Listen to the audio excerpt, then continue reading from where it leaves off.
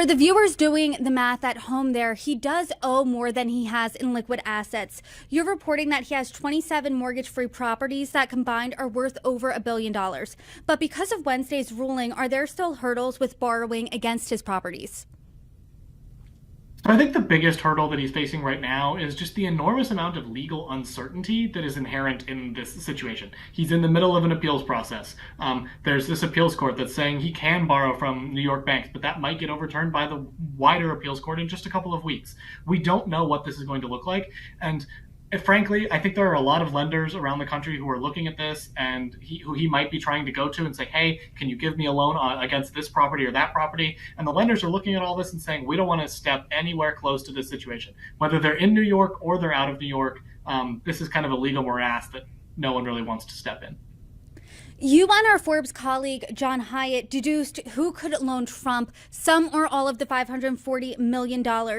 Obviously, he does have a cash problem, but in a conversation earlier this week, you said he wouldn't necessarily have to sell off his properties, meaning he would need a loaner. So in your reporting, some of the sources that you've talked to guessed where he could borrow the cash. Tell us what they were estimating there. Yeah, we've got some really interesting reporting here.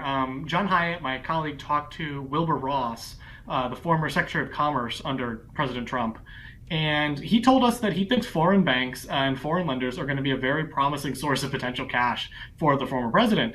And that's a pretty notable statement, coming again from a former cabinet official. And right in the middle of an election year, when Trump is the presumptive nominee for the Republican Party, he's considering taking out major loans from a foreign entity of some kind. That does raise conflicts of interest questions when we are talking about a potential future president. Other sources of cash that he has that we can quickly run through, but he could definitely loan from or try to find a loan from other domestic banks, even those outside New York. He could potentially try to find a loan from his network of billionaires that he knows, both from his days in business and sort of conservative mega donors from his days in office.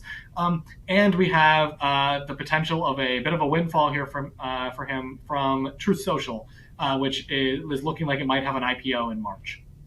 We're going to dive a little deeper into all of these potential avenues, but something that stuck out to me in your reporting, we're talking about major loans here, and you and John both said that Trump isn't the ideal borrower. Talk to us a little bit about that.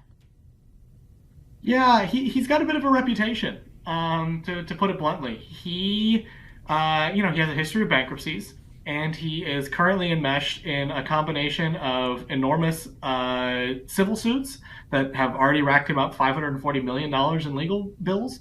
And he's got a number of criminal cases coming up too.